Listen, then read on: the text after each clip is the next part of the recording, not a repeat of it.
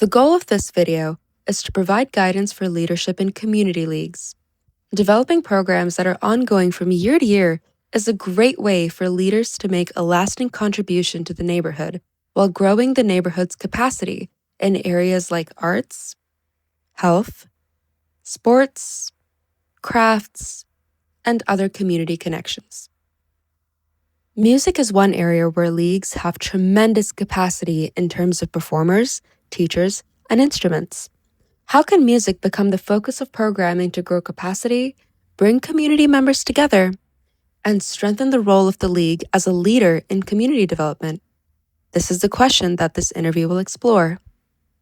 Today, we're speaking with Dr. Tom Barker, a researcher at the University of Alberta who has been working with the Edmonton Federation of Community Leagues on community music ecologies. Tom recently published research in the International Journal of Community Music, mapping musical performance opportunities across Edmonton's 162 community leagues. His work focuses on how community infrastructure can support music programming and build connections between neighbors. How's that? Pretty good.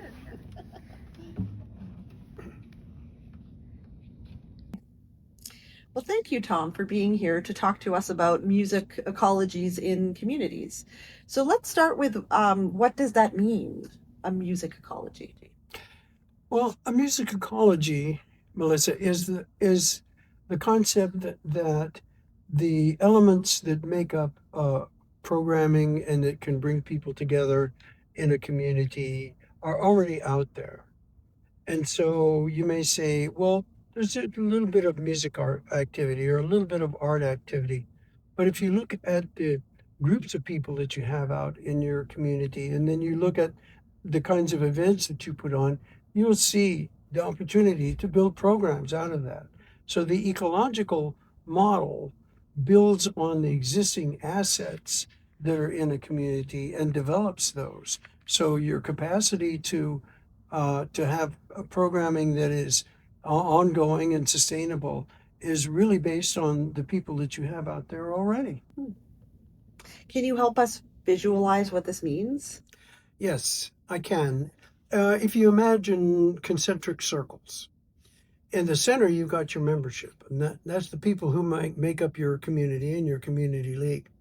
Then that membership is going to form groups, and those groups are people with shared interests, like seniors or parents or teens or kids or quilters or gardeners, those groups that naturally form.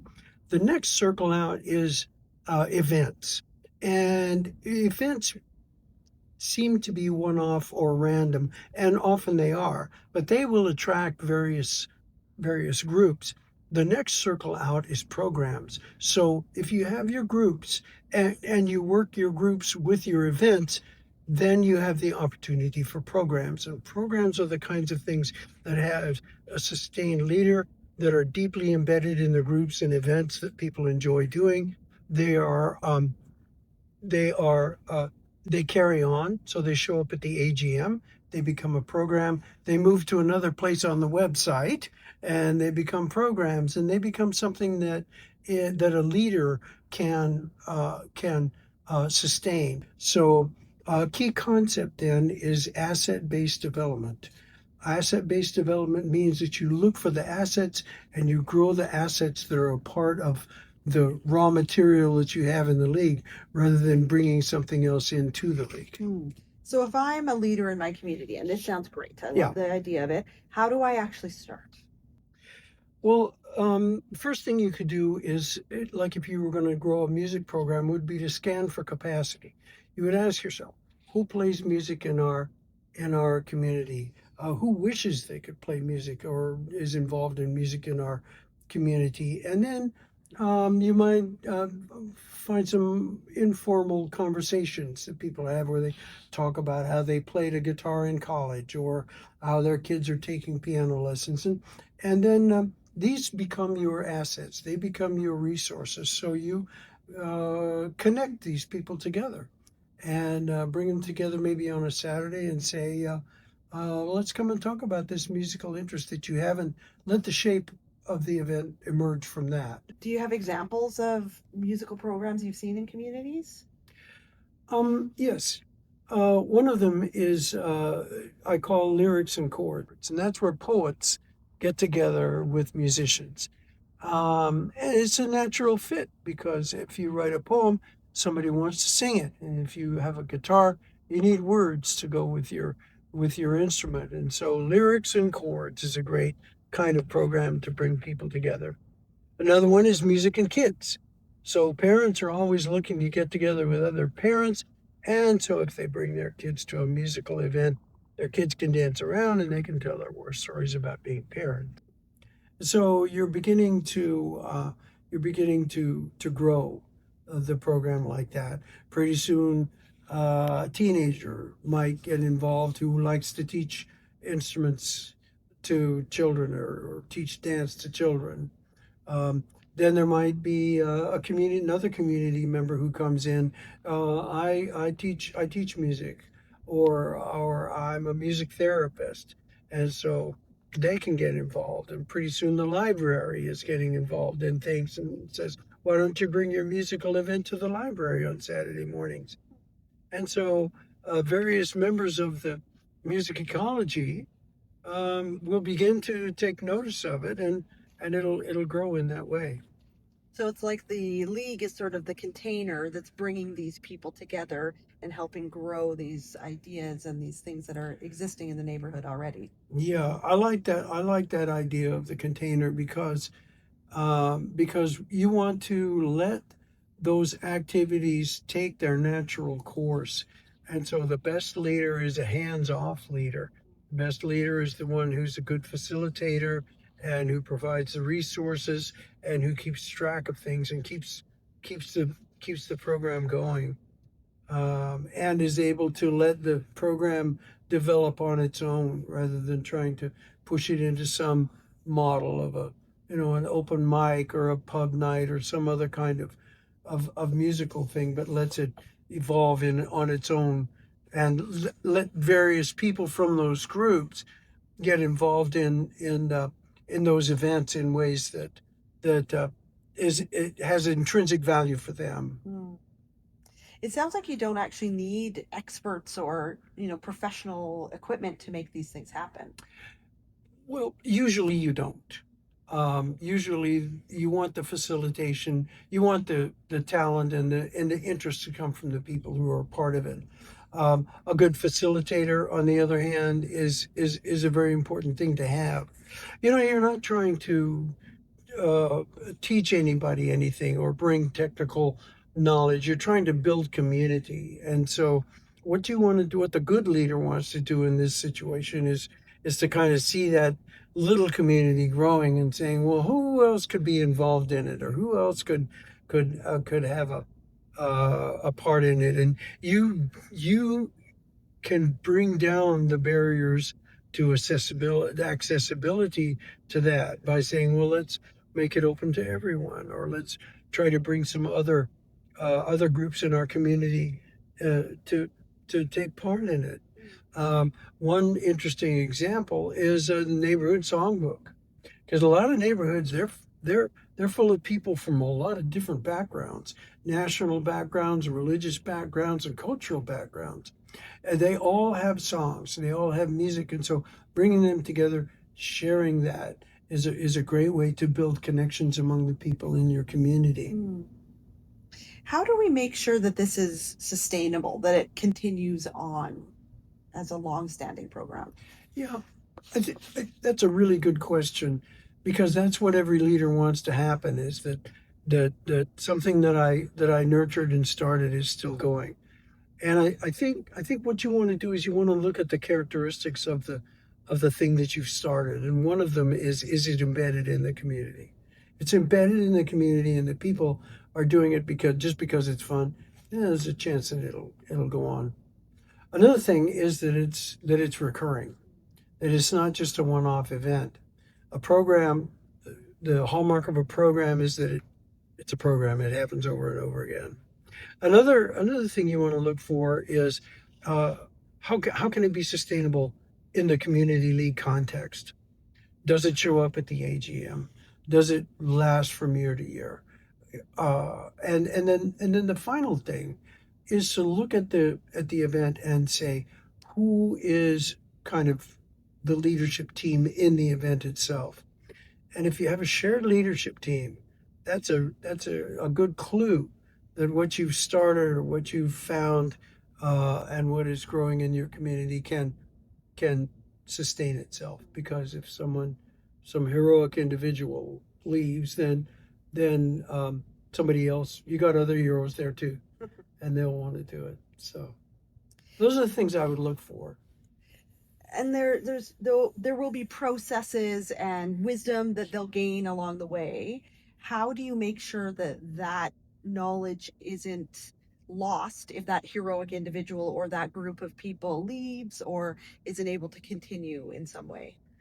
Yeah. I think the role of the leader here is to be the person who writes it down, the person who says when are we going to have our next meeting. It's the person who can save those email or look back at those reply all email strands and see that it grew from this to this. A good leader will write a newsletter article about it and put it in the newsletter. A good leader will notice things that are changing and make new ways to open it up to other people, new ways to bring other groups in, new ways uh, to involve older and younger people, or this group and that group, and make it more accessible. So so those are the kinds of things I like to call it reflective practice, and I try to practice it myself, and that is just to write things down, to record things, to save things, um, and um, and to give yourself the pleasure and the opportunity to say, we started there and now we're here. How is it different? How can I keep it going? And it helps you reiterate the program and let it evolve over time too. Yeah, yeah, because nobody else is going to see it from your perspective, and you bring that perspective to it. They're there because they like playing their instrument, or they like dancing, or they like watching their kids have a good time. They like singing their songs, and you're the one who really kind of sees it from the outside and can say, this is really good. Let's bring some more people in. Let's look for some professional or retail partners and sponsors of this activity. Let's look at where we can get more resources from our broader community and bring this in. And those are the kinds of things that are going to make it grow. Mm. Yeah, I just love this idea of it being like an ecosystem that you're helping things in the community grow. And there's an example in my neighborhood actually. Oh yeah, Yeah, so I met somebody at our pub night a couple of weeks ago yeah. who was new to the neighborhood. I'd never met him before, and he has an interest in sound, doing sound for a Oh musical yeah. event. Yeah, Wow. so he wants to do an open mic or something like that. And I'm very excited about the prospect of this, but I don't want to fall into some of the traps that I think we fall into sometimes, where I take over or I Yeah. don't, use these sustainability measures. So, what should I do to help this grow into an ongoing program? Yeah. Oh gosh, I wish I had an answer to that. What I would say would be, rather than say this is a great idea, let's make it happen again, you would say, what can I do to help you do this? I can provide a space for this if you'd like that, or this is a great idea. Who else do you think might be interested in it? And let that person, grow it the way he wants or she wants to make it happen.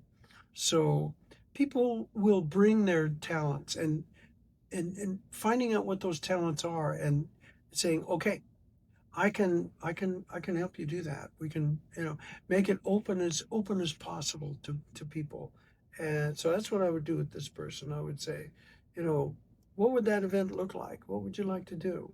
And follow up there, and be consistent about it. You've got to show up. You've got to be there with them. You can't say, You can't say, well, I'll let you do it any way you like. Let me know how it goes.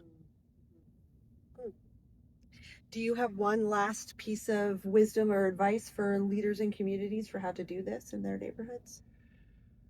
Well, I don't know. Sometimes I wish I had advice, but I think what I would do is I would say an ecology, a music ecology in a community league, especially in Edmonton, where there's so much musical activity, so much artistic and creative activity anyway going on all the time, uh, would be to um, would be to not to try to build a program into it, but let nurture a program and let it grow out of what you naturally find in the neighborhood. I think that's your asset based, philosophy there, but it's a very natural thing to want to see that.